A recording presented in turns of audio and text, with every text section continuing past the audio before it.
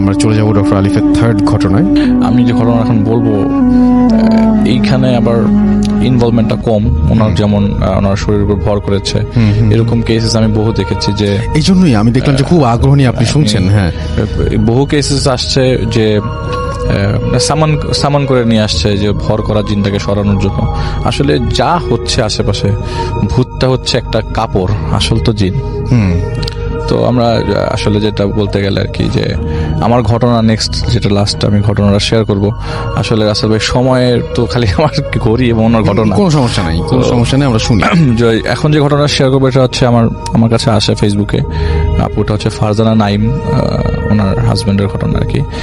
ওনার হাজব্যান্ডের নামটা বলছি না, যেহেতু উনি মিডিয়াতে চাকরি করে, মিডিয়াতে কাজ করে। তো ওনার দেখা যায় যে মোস্ট অফ দ্য টাইম বাসায় আসার, মনে করেন যে বাসায় আসার টাইমটা হচ্ছে রাতের বেলা। মোস্ট অফ দ্য কেসেস রাতের বেলা বাসায় ফিরতো। তো একটা সময় ডিসিশন হয় তারা বাসা চেঞ্জ করে। বাসাটা ছিল আগে যেখানে ছিল সেখান থেকে তারা বর্ণশ্রীতে বাসা শিফট করে। তো বাসাটা শিফট করার পর সেদিন বাসাটায় উঠে তার ননদ তার সাথে থাকতো, তার 2 ছেলে মেয়ে, সাথে একটা মেয়ে থাকতো আর কি। এবং তার হাজব্যান্ডটা মোস্ট অফ দ্য টাইম রাত দেরি করে আসতো। তো সেদিন তারা বাসা শিফট করার পর হাজব্যান্ড ছিল না। তো তাদের বাসা গোছাতে গোছাতে রাত 2:30 বেজে যায়। তো খাওয়া দাওয়া করে সবাই শুয়ে পড়ে। এমন সময় থেকেই আর কি, ওই দিন থেকেই শব্দ একদম শেষ অবধি পর্যন্ত তাকে ওই বাসাতে সাফার করতে হয়, যে 1-1.5 মাস ছিল ওই বাসাতে। তো প্রথম দিন রাতের বেলা হঠাৎ করে শিলপাটার শব্দ, উপরের ফ্ল্যাট থেকে শিলপাটার শব্দ আসতেছে। এবং এত জোরে জোরে শিলপাটার শব্দ, এটা বন্ধই হচ্ছে না। ফজরের ওয়াক্ত পর্যন্ত শিলপাটার শব্দ। তো বলে যে আসলাম এই বাসায় নতুন, এই শব্দ করে যদি মানুষকে ডিস্টার্ব করে, তো কাজের মেয়েটাকে পরের দিন সকালবেলা বলে যে তুই যা তো উপরে দেখতো কারা থাকে, ওদেরকে বলি যে যদি রাত্রেবেলা কিছু বাটাবাটি করতে, রাত্রেবেলা না বাটে। দর্শক শ্রোতা, আজকের এপিসোডটি খুবই স্পেশাল একটি এপিসোড। আজকে আপনারা যে ঘটনাগুলো শুনতে পারবেন, প্রত্যেকটা ঘটনাই খুবই ভয়ঙ্কর। আপনাদের মধ্যে যাদের হার্ট দুর্বল তারা অবশ্যই এই ভিডিওটি দেখবেন না এবং এই ঘটনাগুলো শুনবেন না।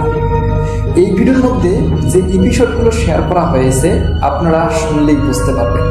প্রতিনিয়ত আরজে রাসেল ভাইয়ের সব থেকে বাছাই করা স্পেশাল ঘটনা শুনতে চ্যানেলটি অবশ্যই সাবস্ক্রাইব করে দেবেন। তাহলে চলুন আজকের সেই বাছাই করা স্পেশাল ঘটনাগুলো শেষ পর্যন্ত শুনে আসি।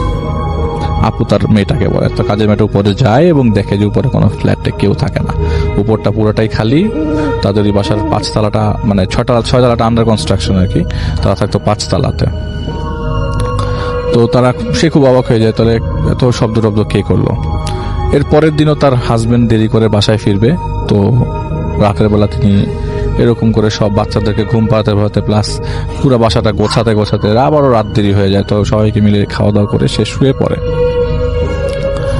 শুয়ে পড়ার পর আপনার শব্দ আসতে থাকে বাইরে থেকে, প্রচন্ড জানালা দিয়ে প্রচন্ড শব্দ। রাতের বেলা ঘুম ভেঙে যায়, সেই ঘুম আর রাতের বেলা তিনি আর ঘুমাতে পারলেন না। ঠিক পরের দিন আবারও, সেদিনও তার হাজবেন্ড তার বাসায় ছিল। বাসায় থাকা অবস্থায় রাত্রেবেলা তার হাজবেন্ড তাকে নিয়ে, মানে সে হাজবেন্ডকে নিয়ে রাত্রেবেলা ঘুমাচ্ছিল। হঠাৎ করে তাদের ব্যালকনি যেটা ছিল সেইটা দিয়ে রাত্রে 2-3টার পর হঠাৎ করে প্রচন্ড জোরে শব্দ। এত শব্দ যে শব্দের কারণে পরবর্তী সময় তারা আপনার দরজাটা খুলতে বাধ্য হয়। তার হাজবেন্ড দরজাটা খুলে দেখে বারান্দার মধ্যে যে বারান্দায় কে আছে, কিন্তু বারান্দায় কেউ নাই। শব্দটা তখন পর্যন্ত হচ্ছিল। হতে একটা পর্যায়ে তার চিন্তা করে যে না, এই অবস্থায় তো সম্ভব না থাকা এই রুমের মধ্যে।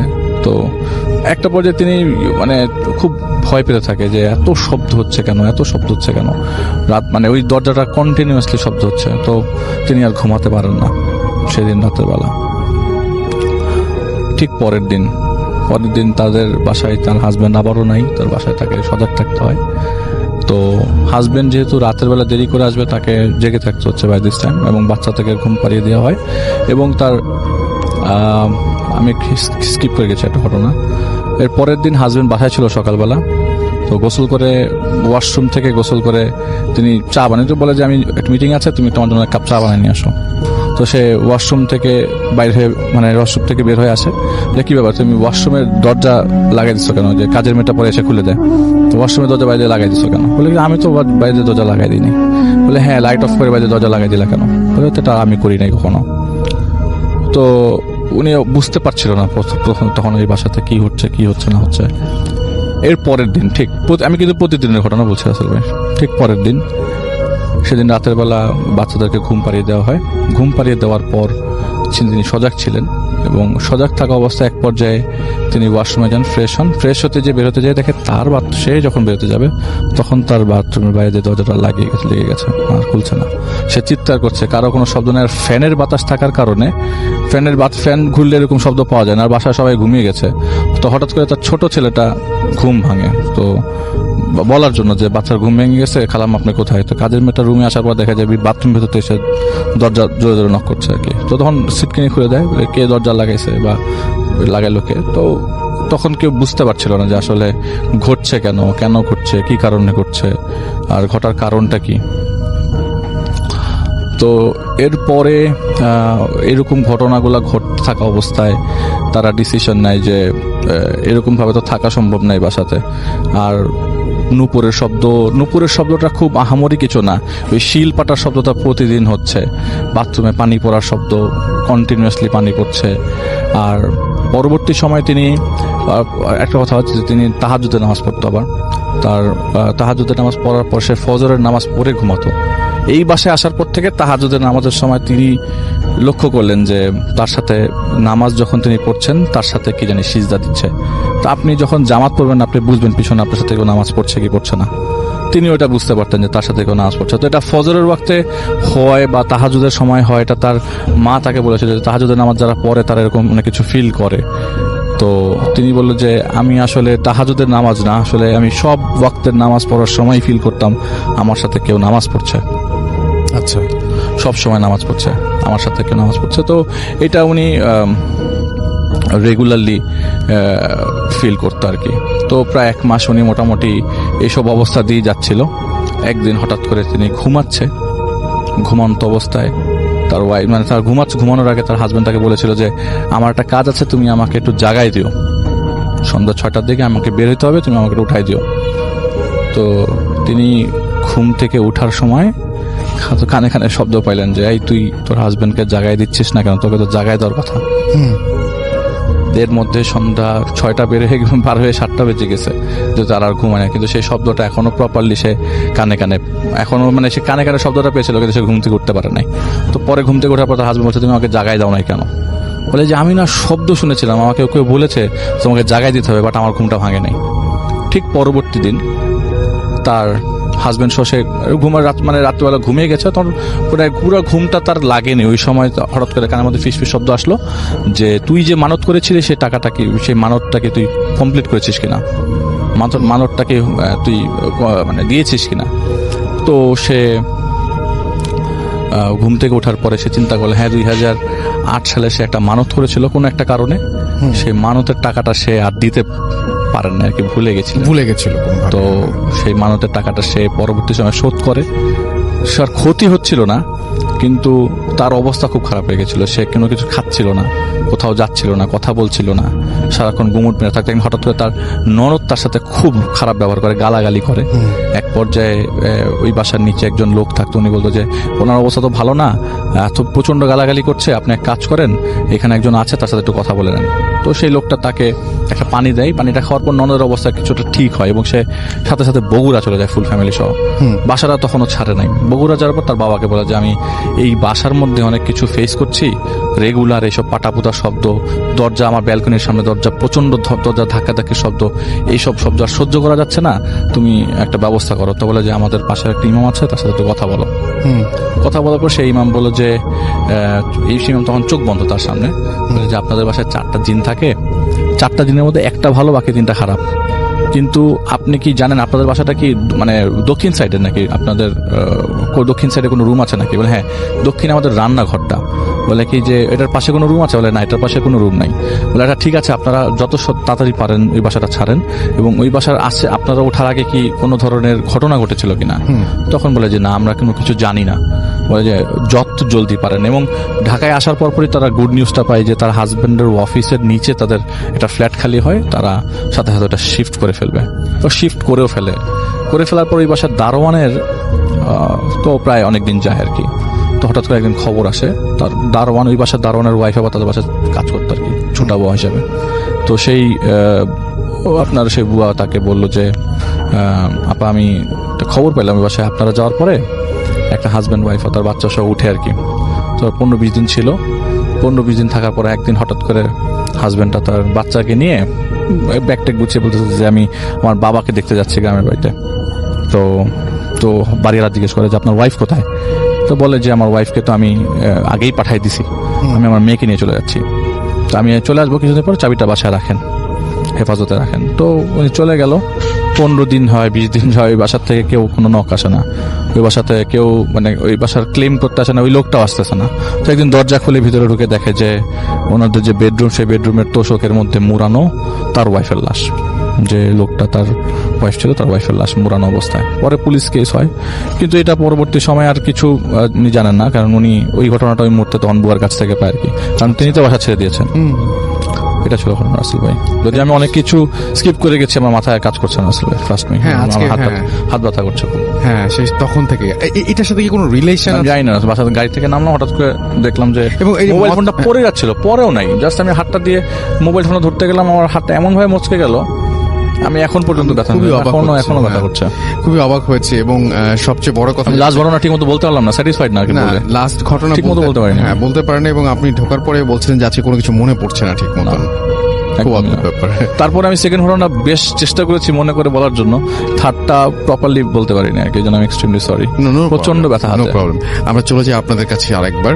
আমরা একটু বলি যে আপনারা খুব ছোট করে যদি বলি যে আপনাদের এখন আসলে কোন ধরনের সমস্যা ফেস করছেন আপনারা এই মুহূর্তে মানে এই প্রতিদিনই আপনাদের বিভিন্ন সমস্যা হয়, সেই সমস্যাগুলো বলুন, তাহলেই আমার মনে হয় যে সবাই বুঝতে পারবেন। কারণ আমরা শুরুটা শুনেছি, মোটামুটি সবাই বুঝতে পেরেছেন যে অনেকদিন ধরে এই সমস্যাটা চলছে, কিন্তু এখন ইদানিং যে সমস্যাগুলো হচ্ছে সেগুলো একটু বলবেন। ইদানিং যে প্রবলেমগুলো হয় সেটা দেখা যাচ্ছে, হঠাৎ বসে আছি সবার সাথে গল্প করছি, হঠাৎ করে পুরো গায়ে একদম গলা থেকে শুরু করে পা পর্যন্ত জাস্ট 3 আঙ্গুলের স্ক্র্যাচ পড়ে। আর দেখা যায় আমি কথা বলছি, আমি শুনতে পাচ্ছি যে আমি বাংলায় কথা বলছি, বাট আশেপাশে যারা থাকে তারা শুনছে যে না, আমি বাংলায় কথা বলছি না, উর্দুতেও কথা বলছি না। একটা যেটা আমি বলেছিলাম, এটা কিছুটা অ্যারাবিয়ান টাইপের, একটা ওল্ড অ্যারাবিয়ান, লাইক এখন থেকে 500-700 বছর পূর্বে অ্যারাবিয়ানরা যেভাবে করে কথা বলতো, ওরকম একটা অ্যারাবিয়ান বোঝা যায়, বাট এটা কোন সময় সেটা গেস করা যায় না। যে অ্যারাবিক ল্যাঙ্গুয়েজ, এটা আপনি কিভাবে বুঝলেন? এটা বোঝা যায় কিছুটা যেরকম ইজিপশিয়ান ল্যাঙ্গুয়েজ। অনেকেই তো অনেক মুভি এরকম জায়গাগুলোতে শুনেছি সব ল্যাঙ্গুয়েজ সম্পর্কে। তা অ্যারাবিয়ানটা উল্টা করে বললে যেরকম শোনা যাবে, খানিকটা ওরকম, যেটা কিছু কিছু ওয়ার্ড অ্যারাবিয়ান যেগুলো আমরা সাধারণত ইউজ করে থাকি, যেরকম মারহাবা, এই টাইপের ওয়ার্ড যেগুলো আছে, এই ওয়ার্ডগুলো কিছু কিছু ওয়ার্ড যেগুলো আমরা ডেইলি ইউজ করি, এরকম ওয়ার্ডও তার সাথে থাকে। ওকে, আমি শুনেছিলাম যে আপনার পারিবারিক মানে বা আপনার সাংসারিক জীবনেও এই সমস্যাগুলো হচ্ছে, আপনার ফ্যামিলিতে অনেক ধরনের সমস্যা হচ্ছে এই আপনার এই সমস্যার কারণে। সেই সমস্যাগুলো একটু বলবেন, মানে যেগুলো থেকে আপনি একদম, যেগুলো আপনি চান না যেগুলোর হোক, এক মুহূর্ত থাকুক, যেগুলো আপনাকে অনেক বেশি কষ্ট দিচ্ছে প্রতিদিন, সেইগুলো একটু। সেটা দেখা যাচ্ছে আমি আমার প্রিয়জনদেরকে আঘাত করছি। যেমন একদিন আমি আমার মায়ের সাথে বসা, তো ও ওয়াশরুমে গিয়েছে, তো আমি ওনাকে এমনভাবে ধরছি, লাইক তার গলাটা ঠেসে ধরছি পুরোপুরি, তাকে আমি আগে ভালোভাবে ধরে গলাটা ঠেসে ধরছি, না সে সাউন্ড করতে পারছে, না সে মানে কাউকে ডাকতে পারছে না। এগুলো তো অনেকেই হয়, কিন্তু আপনার একটু ডিফারেন্ট লেগেছে। যেমন আপনি বলছিলেন যে আপনি মানে আপনার বাসায় ম্যাক্সিমাম জিনিসপত্র ভাঙা, যেগুলো আপনিই ভেঙেছেন। হ্যাঁ, ম্যাক্সিমাম জিনিসপত্র আপনার যে পায়ে দিয়ে আঘাত করে মানে যে বিছানা ভেঙে ফেলা, যে এই সমস্ত বিছানাগুলো যে ভেঙে ফেলা, বিছানাটা এমন ভাবে ভাঙা ছিল যে দেখা যাচ্ছে মাঝখান থেকে ভেঙেছে, কাপড় চিপড়ালে যেরকম হয় একদম পুরোপুরি ওইরকম করে ভাঙা ছিল। বলতে গেলে যে রডটা থাকে বিছানার মিডলে, যে রডটা আমরা ইউজ করি ওই রডটা কেউ যদি কাপড় ধরে টুইস্ট করে ওরকম ভাবে সেই লোহার রড টুইস্ট করা। আর ভাঙাচোরা জিনিস ভাঙার মধ্যে বলতে গেলে এখানে সব জিনিস ভাঙে না রাসেল ভাই, যেগুলো আমার বা আমার ওয়াইফের খুব পছন্দের জিনিস, যেগুলো আমরা শখ করে কিনেছি বা অনেকদিন ধরে শখ করে আছে আমাদের সাথে, এই ধরনের জিনিসগুলো সব থেকে বেশি ড্যামেজ করে। যেমন আমার বাইক, আমার মোটরসাইকেল, ওটা ড্যামেজ করেছে একবার। ইভেনচুয়ালি কেউ চিন্তা করতে পারবে না যারা হয়তো মোটরসাইকেল চালায় বা গাড়ি চালায়, তারা জানে ইঞ্জিন সিজ হয়ে যায়, যেটা মোবিল ইঞ্জিন অয়েলের লাইনে কাদা, একদম পুরো কাদা, ময়লা কাদা, পলিথিন স্কুল যে টাইপের কাদা যেগুলো হয় আমাদের অনেক সময় বেসিনের লাইনে জমা, ওরকম কাদা ইঞ্জিন অয়েলের লাইনে যেতে আমার বাইকের ইঞ্জিনটা সিজ হয়ে যায়। এভাবে করে ইঞ্জিন সিজ হয়ে যায়, পছন্দের ঘড়ি থাকলে ভেঙে যায়, পছন্দের ফোন থাকলে, পছন্দের কোনো কিছু থাকলে সেটা থাকবে না। আমার হাতে এখনো যে ঘড়িটা আছে, এই ঘড়িটার গ্লাসটা পাল্টানো, এই ঘড়িটা আমার ব্যাগের মধ্যে রাখা, ও প্রসেস হয়েছে, চলে গিয়েছে, পরে ব্যাগ চেক করি, খুলে ঘড়ি ভাঙা।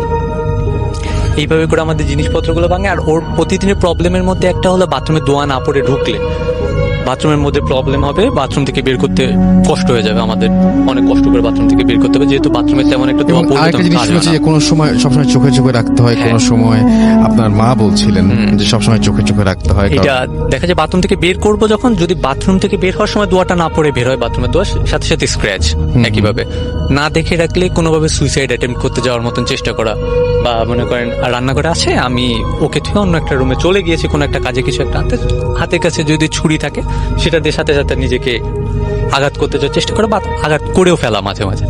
এই জন্য অনেক সময় ঘুমায় যখন, ও ঘুমানোর পরে প্রায় 2 ঘন্টা 3 ঘন্টা আমার এক্সট্রা সজাগ থাকতে হয় ওর জন্য।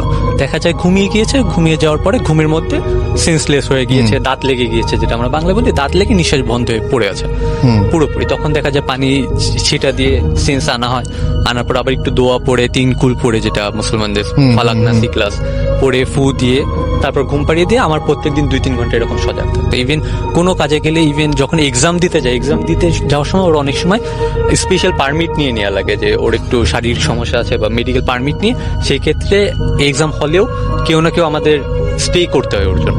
আচ্ছা, যে আমাদের প্রবলেমটা এই পর্যায়ে এসে দাঁড়িয়েছে। এবং এটা সব থেকে আশ্চর্যজনক বিষয় ভাই, এটা কোনো দিন রাত কোনো কিছু দেখে না। এটা যখন মন চায়, আমি একটু আগে ভাই যখন গল্প আপনি কাহিনীটা বলছিলেন, তখন আমি হাতটা উঁচু করেছিলাম, রাসেল ভাই খেয়াল করেছিলেন না জানি না, এখানে ঠিক 3টে স্ক্র্যাচ পড়েছিল। যখনই আপনাকে দেখি আমি নামিয়ে রেখেছি, রাখার সাথে সাথে একটু পরে স্ক্র্যাচটা চলে গেল।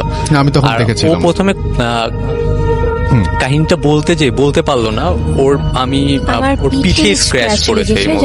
আপনার মা বলছিলেন যে হ্যাঁ, আজকে আসার আগেও পিঠে এরকম স্ক্র্যাচ পড়েছে। আজকে আসার আগে এমন একটা দাগ হয়েছে, সেটা বেত দিয়ে মারলে যেরকম হয়, একদম পুরো এরকম বেত দিয়ে মারার দাগ। লাইক আজান হচ্ছে, আমি বলতেছি যে আমি আজানটা শুনতে পারতেছি না, প্রচুর কষ্ট হচ্ছে, কান চেপে ধরে আছি, এরকম হঠাৎ করে পিঠে ব্যথা করছে।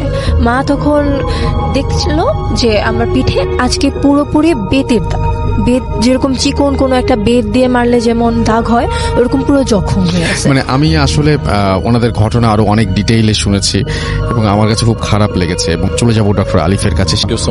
আমি আসলে মানে চাইলাম আপনার কাছে কিছু সময়। আমার ওনাকে দেখলাম, আমি মাত্র যে ওনার হাতে 3টা দাগ পড়ে আছে, দেখলাম আমি। এসবগুলো কিন্তু রিস্কি, খুবই রিস্কি, এক্সপোজড হওয়াটা রিস্কি। উনি তো সবার সামনে এক্সপোজ হচ্ছে। আমি যে একজন ঘটনা লাস্ট বলেছিলাম, যে অ্যাডভোকেটের ঘটনা বলেছিলাম, যে এখনো পর্যন্ত সে সাফার করছে, এবং আজকেও পর্যন্ত সাফার করছে, যে তার টেনশন যে সে কখন মারা যাবে, যে কোনো মুহূর্তে মারা যেতে পারে। তো আমার কাছে মনে হয় যে ওই দিন ঘটনার পরে আমি ফেস করেছি, প্রচুর মানুষ নক করছে যে উনি দিতে পারবে সলিউশন, ইনি দিতে পারবে সলিউশন। আমাকেও নক করেছেন। হ্যাঁ, I don't want to take any risk. Actually আমি নেই না কখনো এরকম রিস্ক। আমি একটা মানুষকে সাজেস্ট করে দিলাম, বিপদ ঘটতে পারে। এটা আসলে উচিত না। মানে ব্যাপারটা যদি তার সাথে মাথায় রাখা উচিত। এক্স্যাক্টলি, যদি তার সাথে পরিচয় না থাকে বা তার সলিউশনে যদি যথেষ্ট যৌক্তিক actually I got loads of message যারা পাঠিয়েছে যে আমি হেল্প করতে চাই আপুকে, আপনি কি আপুর সাথে দেখা করে দিতে পারেন। আমার কাছেও সেই মেসেজ আসছে যে আমি এটা জানি, সলিউশন জানি একদম। আমি রাসেল ভাই ছোট্ট করে কথা বলতে চাই। আমি ঘটনাটা লাস্টে একটা জিনিস মিস করে গেছিলাম, ওইটা একটু বলে দিই। আমি ওই ফ্ল্যাটটা ক্লিয়ার করতে পারবো না। একদিন ওইটা ওই 1 মাসের মধ্যে একদিন উনি হঠাৎ করে রাত্রেবেলা ঘুমাচ্ছিলেন, হঠাৎ মানে সবাইকে ঘুম পাড়িয়ে দিয়ে উনি আবার হাতে স্ক্র্যাচ পড়েছে। দেখেন আমি নিজেই ভয় লাগছে আসলে কি রাসেল ভাই, আমার হাতের যে মোচড়ানোটা কি জানি কোন কারণে আল্লাহ জানে। যাই হোক, তো সেদিন রাত্রেবেলা ওনার বাচ্চাদেরকে খাইয়ে ঘুম পাড়িয়ে দিয়ে ওনার ননদ এবং কাজের মেয়ে একসাথে খাইয়ে একসাথে তিনি রুমে চলে আসে। সেদিন তারও হাজবেন্ড আসার দেরিতে হঠাৎ করে তিনি বারান্দায় যায় কি মনে করে। এক পর্যায়ে তিনি রেলিং এর উপরে উঠতে উঠতে তার রেলিংটা তাদের বাসার এরকম যে তাদের 5 তলা, তো দেয়াল উঠানো, অলমোস্ট বুক সমান দেয়াল উঠানো, উপরে কোনো গ্রিল নাই যেহেতু 5 তলা, চোরের সম্ভাবনা কম। তো উনি কি করে একটা মোড়া নিয়ে ওই দেয়ালটার উপরে ওঠে, অলমোস্ট বুকটা এলিয়ে দেয়। অর্ধেকটা বডি তখন তার দেয়ালের পাশে আর অর্ধেকটা বডি তার ভেতরে। এটা তার সেন্স নেই। হঠাৎ করে বাচ্চার কান্নার শব্দ আসার সাথে সাথে তিনি বুঝে আরে আমি কোথায়। তখন সে 5 তলার সেই ব্যালকনির কোনায় একদম। তো এরকম হতে পারে রাসেল ভাই, এই ঘটনাটা এই কথাটা আমি মিস করে গেছি। এটা হয়তো বা রিলেট করতে পারেন যে হয়তো পারে যে ওই ফ্ল্যাটে এরকম কোনো প্রবলেম থাকতে পারে যেটাতে মানুষ একদম আকাল মৃত্যু পর্যন্ত যেতে পারে, যেটা লাস্ট ফ্যামিলিতে হয়েছিল। তো ওই ঘটনাটা এরপরে রিভিল হয় না, এই ঘটনার ফ্ল্যাটের কি সমস্যা কখনো রিভিল হয়, সে আমাকে বলেও নেই। তো আমি তাকে অনলাইনে বলতে চাচ্ছি যে আপনার যদি থাকে ঘটনাটা উনি আপনার জেনে আমাকে জানায় যে ওই ফ্ল্যাট রিলেটেড আর কোনো ঘটনা আছে কিনা, বা আরেকটা ঘটনা পেয়ে যেতে পারি এবং সেটার সাথে সেই ঘটনাটা পাওয়ার মাধ্যমে আমরা বুঝতে পারি হয়তো যে এইটা কেন ঘটলো। রাইট। আমি সবসময় সলিউশন নিয়ে আসি, রাখার চেষ্টা করি। সলিউশন আনতে গিয়ে আমাকে আশকোনা পর্যন্ত যেতে হচ্ছে সেই চিপার ভেতরে।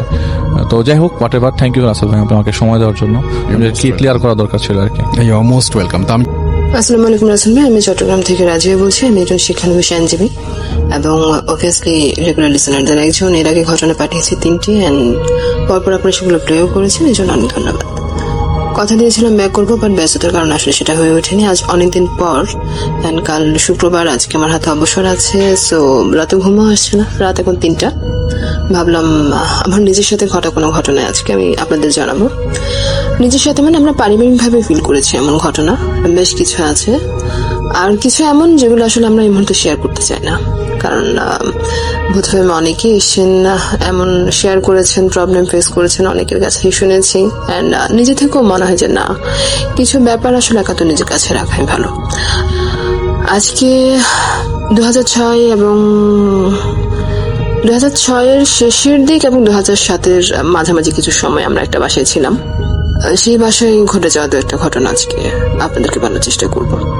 সেই বাসায় আসলে যখন আমরা করি, আমরা খুব তাড়াহুড়া করে বাসাটা চেঞ্জ করি। অ্যান্ড বাসাটা অবভিয়াসলি বাবার পছন্দ ছিল। বাবার পছন্দ মানে হচ্ছে মোটামুটি একটু সুবিধা দেখে বাবা বাসা করতে পছন্দ করেন। আমাদের মতো আমি বা মা যেভাবে সবকিছু একদম দেখে শুনে নিজের মন পছন্দ হলে যাব, না হলে যাব না, ওভাবে বাবা বাসা দেখেন না। খুব দ্রুত সে বাসাটা আমরা শিফট করেছিলাম। বাসায় ঢোকার পর থেকে আসলে আমাদের খুব একটা ভালো মনে হচ্ছে না, কারণ বাসাটা ছিল কবরস্থানের অপোজিটে। অ্যান্ড মা অবভিয়াসলি কবরস্থানের অপোজিটে কোনো বাসা নিতে ইন্টারেস্টেড ছিলেন না। অ্যান্ড বাবাকে যখন আমরা জিজ্ঞেস করলাম যে বাবা আপনি কেন সিলেক্ট করলেন, আপনি জানেন আমরা কবরস্থানের অপোজিটে থাকতে পছন্দ করি না। কি বলবো, বাবা সন্তান দেখে এসেছিলেন, অপোজিটে কবর আছে, বাবা খেয়াল করেননি। সো কেয়ার করা, আমরা সবাই এমনিতে খুব আপসেট ছিলাম। তার উপর আবার মাসখানেক হতে না হতেই নানান ধরনের কথাবার্তা শুনছি যে এখানে কোনো ফ্যামিলি এসে যেভাবে আসে, খুব ভালো কোনো ফ্যামিলি আসলো, সে কিন্তু ভালো অবস্থান নিয়ে আর ব্যাক করতে পারে না। কেন জানি সবাই এখান থেকে নিঃস্ব হয়ে যাওয়ার একটা রেকর্ড ছিল আমাদের আগ পর্যন্ত অন্তত। এখন অবশ্য তারা সেখানে কোনো ভাড়াটিয়া রাখেন না, জমিদার নিজের ছেলেদেরকে বিয়ে করিয়ে ছেলে বউদেরকে সে বাসাগুলোয় রাখেন। আমরাই ছিলাম লাস্ট ভাড়াটিয়া ওই বাসার। সো ঘটনায় যাই, ওই বাসায় যখন আমরা থাকতাম আসলে প্রায় দেখতাম রাত 1টা-2টার পর কেমন জানি নিস্তলার বাসা ছিল, বলে রাখি সেটা, যার কারণে আপনি হাঁটতে হাঁটতে কিন্তু জানালা আপনার হাতে লাগার কথা। সো রাত 1-2টার পর একদম কনফার্ম 2টার পর, মাঝে মাঝে 1টার পর, সেটা খুব কম, বাট 2টার পর একদম মাস্ট আমরা রেডি থাকতাম এক সময় যে এখন শব্দ হবে। মনে হতো কেউ লাঠি দিয়ে আপনার জানালা দেওয়াল জুড়ে, বাচ্চারা করে না খেলা, যে একটা লাঠি নিলাম হাতে, ঘষে ঘষে যাচ্ছি, জানালা পড়লে জানালা, দরজা পড়লে দরজায় সেই লাঠিটা ঘষে ঘষে যাচ্ছি, এরকম শব্দ হতো। এর কিছুদিন পর দেখা গেল শব্দ হচ্ছে নক করার, খুব সিরিয়াসলি কোনো মানুষ আপনার কাছে হেল্প চাচ্ছে, সেরকম নক। ফার্স্ট টাইমে যেদিন সেই নকটা হলো, এতদিন আমরা অভ্যস্ত ছিলাম যে একটা লাঠি টেনে টেনে নিয়ে যাচ্ছে বা হাতের নখ টেনে টেনে নিয়ে যাচ্ছে, ইটস ওকে। বাট প্রথম দিন যেভাবে নকটা হলো, যে ইমার্জেন্সি, জানালাটা খোলো, আমার হেল্প দরকার, আমি এবং মা দুজন একসাথে উঠে বসে যাই। বাবা কিন্তু বাইরে থাকেন, বাট সেদিন বাবাও ছিলেন আমাদের সাথে। আমি আর মা দুজনেই উঠে বসে যাই। ঘুমাতে একটু সময় লাগে, আমাদের খুব পুরনো অভ্যাস। তার উপর আবার এই বাসা আসার পর থেকে যেহেতু এগুলো হচ্ছে, দেন ঘুমটা আসলে ভাবে আসেও না। সো মা বললো খুলে দেখবি নাকি, বাট বাবা বললো না, দরকার নাই, যেহেতু এখানে হতে থাকে এগুলা, সো আগে অবজার্ভ করো কি হচ্ছে। বেশ কয়েকবার সেভাবে নক করলো, দেন শান্ত। কেউ যদি আপনার কাছে হেল্প চায় তাহলে সে অবভিয়াসলি কথাও তো বলবে, কোনো কথা নেই, জাস্ট নক। ওকে, আমরা চুপচাপ থাকলাম, এরপর অভ্যস্ত হলাম সেটার সাথে। হ্যাঁ, 2:30, 3টা, 3:30টায় নক, খুব সিরিয়াস নক। আমরা অভ্যস্ত। প্রথম দিকে একটু ভয় লাগলো, পরে কেমন জানি মানিয়ে নি, আসলে হচ্ছেই তো। এরপর একদিন রাতে ঘুমাচ্ছি, হঠাৎ ঘুম ভেঙে গেল। আমি আর মা একই রুমে আছি, মা আমার পাশে আছেন, ছোট বোন খুবই ছোট, তখন সে 5-6 বছর এরকম একটা বয়স হবে হয়তো, মনে পড়ছে না। মা আমার পাশে, আমার চেয়ে কিন্তু মার ঘুম বেশি পাতলা, বাট কেন জানি মা শুনছেন না, আমি ক্লিয়ারলি শুনতে পাচ্ছি। অনেকগুলো লোক যখন কবর জিয়ারত করে তখন যেরকম শব্দ আপনি শুনবেন, দূরত্ব 1-2 হাতেরও বেশি না আমাদের পাশ থেকে কবরস্থানটার, যার কারণে আমি ক্লিয়ারলি শুনছি কেউ দাঁড়িয়ে কবরে দোয়া দরুদ পড়ছে, কবর জিয়ারত করছে মেবি। সো আমি অনেকক্ষণ শুনলাম এন্ড মাকেও ডাকার চেষ্টা করলাম, দেখলাম মা গভীর ঘুমে অচেতন এন্ড ওনার কোনো ফিলিংস নেই, অথচ আমার চেয়ে ওনার ঘুম বেশি পাতলা। ওকে, সকালে উঠলাম, মাকে বললাম, মা বললো, মা তো একদম তাজ্জব বলে গেলো, এটা কিভাবে শুনবো, আমি তো শুনলামই না। একবার না, আরো বেশ কয়েকবার এরকম হলো, শুধু আমি শুনলাম। তারপর আরেক দিন, সেদিন বর্ষার সিজন ছিল মেবি, মনে পড়ছে না, বেশ কয়েক মাস পর, অর্থাৎ আমরা বাসাটা ছেড়ে দেবার ধরুন 6 মাস আগে এরকম হতে পারে। আমি ঘুমাচ্ছি, বাসায় মেবি গেস্ট ছিল আমাদের, যার কারণে আমি নিচে ফ্লোরিং করে শুয়ে আছি, অনলি আমি। পাশে বেডে মা এন্ড গেস্টের কিছু মার সাথেও আছে, কিছু সামনের রুমে ভাইদের সাথেও আছে। সো দেন শুয়ে আছি, অনেকক্ষণ কথাবার্তা হলো। সেদিন 3টা, 3:30, সেদিন কিন্তু লাঠির আওয়াজ বা সিরিয়াস কোনো নক, এন্ড আমরা খেয়াল করতাম বাসায় কোনো গেস্ট আসলে কিন্তু এই শব্দগুলো একদমই হতো না, একদম নর্মাল। আর আমরাও কারোর সাথে এগুলো আলোচনা করতাম না, কারণ আমরা শুনেছি এরকম, আর আমরা বিশ্বাসও করি বিষয়টা, যে আপনি যখন এসব বিষয়ে বেশি আলোচনা করবেন তখন ট্রাবল ফেস করতে হয়। এন্ড মা তো বলেন যে নিজের সাথে ঘটনা কোথাও বলো না, কারণ এগুলো বলা যায় না কখন কি প্রবলেম ক্রিয়েট করে। সো এগুলো যেহেতু অনেক দেরির ঘটনা, সে কারণে হয়তো আজকে আমি বলার সাহসটা পাচ্ছি। এন্ড আমি শুয়ে আছি, ওকে সেদিন প্রায় 3টা, 2:30, 3টা হবে, সবাই আড্ডা দিয়ে বিছানা গুছিয়ে শুতে শুতে ঘুম আসতে একটু সময় লেগে গেল। বাট সারাদিন যেহেতু গেস্ট ছিল, অনেক কাজকর্ম করেছি সবাই মিলে, ক্লান্তিতে ঘুম চলে এসেছি। রাত কয়টা হবে আমি জানি না, যেহেতু 3টার মতো বেজেই গেছে ঘুম আসতে। দেন কয়টা হবে আমি জানি না, আসল ভাই ঘুমিয়ে আছে, হঠাৎ চোখ খুলে গেল, কোন রকম সাউন্ড শোনা না, কোন রকম অদ্ভুত ফিলিংস নেই, কিচ্ছু না। আপনার হঠাৎ যখন ঘুম ভেঙে যায়, যেভাবে আপনি নর্মালি চোখ খুলে ফেলবেন, খুলে ফেললাম, কোন রকম সিরিয়াস বিষয় নাই। চোখ খুলে দেখলাম একটা 10-12 বছরের বাচ্চা মেয়ে, প্রিন্টের ফুলের একটা ফ্রক পরা, চুল খুব বেশি লম্বা না হলেও কোমর পর্যন্ত, এবং খুব সুন্দর দেখতে, খুব মায়াবী একটা চেহারা। সে, আমি যেহেতু ফ্লোরিং করে শুয়ে আছি, সে আমার পায়ের দিক থেকে আস্তে আস্তে দাঁড়িয়েছিল। আমি যখন চোখ খুললাম সে দাঁড়িয়েছিল, তারপর আমি চোখ খুলে তাকানোর সাথে সাথে সে আস্তে আস্তে আমার দিকে এগিয়ে আসছে। আমি থান্ডার হয়ে তার দিকে তাকিয়ে আছি যে কি হচ্ছে, এরকম কেউ আমার বাসায় নাই এখন। আমি কি দেখছি আসলে আমি নিজেও জানি না, আমি জাস্ট তাকিয়ে আছি। তারপর আস্তে আস্তে সে এক পর্যায়ে হাতটা আমার বুক বরাবর এসে, সে দাঁড়িয়ে আছে কিন্তু সে বসেনি, সে দাঁড়িয়ে থেকে আমার বুক বরাবর জায়গাটাতে এসে জাস্ট হাতটা বাড়িয়ে আমাকে ধরতে চাইছে। হাসিটা কিন্তু তখনও বিলীন হয়নি, হাসিটা আছেই তার মুখে। সে আমাকে ধরবে, হাতটা আমার মুখ পর্যন্ত এসে আমি চিৎকার করে উঠে বসে গেলাম। And vanish. কিচ্ছু নেই আমার সামনে। মা উঠে বসে গেল, কি ব্যাপার কি ব্যাপার। আমি কিচ্ছু বলতে পারলাম না মাকে, আমি বলতেই পারলাম না আমি কি দেখলাম কি হলো, কারণ আমি হিসাবই তো মিলাতে পারছি না। দেন চুপচাপ সকালে উঠলাম, মাকে বললাম। মা খুব চিন্তিত হলেন যে এই বাসা আর থাকা যাবে না, বাসা ছাড়তে হবে। তো আমাকে খুব ডিটেলসে জিজ্ঞেস করলো মা কি হলো না হলো কিরকম। আমি বললাম না, ভয়ের কিছুই নেই। তাকে দেখে আমি খুবই রিল্যাক্স ছিলাম, সমস্যা একটাই সঙ্গে ধরতে আসছিল, এই বাইরে কিছু না। সে যদি চুপচাপ দাঁড়িয়ে থাকতো আমিও হয়তো চুপচাপ তাকিয়ে থাকতাম, এরকম একটা সিচুয়েশন ছিল। ওকে, এরপর আমরা খুব দ্রুত বাসা বদলানোর চেষ্টা করছি অ্যান্ড নানা রকম সমস্যা আমরা সেখানে ফেস করেছি। এগুলো ছাড়াও আমাদের কেন জানি ফিনান্সিয়াল কন্ডিশন খুবই উইক হয়ে যাচ্ছিল দিন দিন। কেন জানি কোনো না কোনো সমস্যা আমাদের লেগেই থাকে, কোনো না কোনো, আমরা কিছুতেই সমস্যা থেকে বের হয়ে আসতে পারছি না, এরকম একটা সিচুয়েশন। দেন পাশে কিছু পুরনো লোকাল পিপল ছিল যারা ওখানেই থাকেন। ওরা বললো যে আপনারা আর এখান থেকে বের হয়ে যাওয়ার চেষ্টা করেন, এই ঘরে যারা এসছে তারা কিন্তু কখনো নিজেদের জিনিসপত্র বা নিজেদের সচ্ছল অবস্থা নিয়ে ব্যাক করতে পারেনি, ঘরটার অবস্থাই এরকম। কোনো ক্লারিফিকেশন নেই, বাট আপনারা বিশ্বাস করলে করেন, না করলে নাই, আপনারা বাসা চেঞ্জ করেন। দেন একদিন সকালে উঠে মা দরজার সামনে চাল ময়দা টাইপের কি সব পড়ে থাকতে দেখলো। খুবই অদ্ভুত একটা ফিলিংস, কি বলবো এটা। দেন সবকিছু আরো যেসব বলতে পারছি না বা ভালো উচিত হবে বলে মনে করছি না, সবকিছু মিলিয়ে আমরা খুব দ্রুত বাসাটা চেঞ্জের সিদ্ধান্ত নিলাম অ্যান্ড আল্লাহ রহমত আমরা চেঞ্জও করলাম। দেন আমাদের সবকিছু ঠিকঠাক না এসব আর ফেস করলাম না, আমাদের যেসব সমস্যা যাচ্ছিল একটা না একটা লেগে আছে ওই সমস্যা থেকে আমরা বাইরে বের হয়ে আসলাম, পরিত্রাণ পেলাম। ওকে রাসেল ভাই, আজ আর নয়, নিজের সাথে ঘটা আরো কিছু ঘটনা আছে, আমি জানি না আসলে সেগুলো আমি শেয়ার করবো কিনা, বাট আদার্স যেসব আমার নানার বাড়ি রিলেটেড অনেক ঘটনা, আমার কাছ থেকে এত ঘটনা শুনেছি রাসেল ভাই, আমি চেষ্টা করবো সেখান থেকে কিছু ঘটনা বলার জন্য, বাট কবে ঢাকার সময় বের করতে পারবো জানি না, হোপ করছি যে খুব শীঘ্রই হয়তো সময় বের করতে পারবো। ওকে, ভালো থাকবেন, দোয়া রাখবেন। চলে যাবো আমাদের পরবর্তী অতিথির কাছে। আসসালামু আলাইকুম রাসেল ভাই, আমি উত্তরা থেকে আসছি।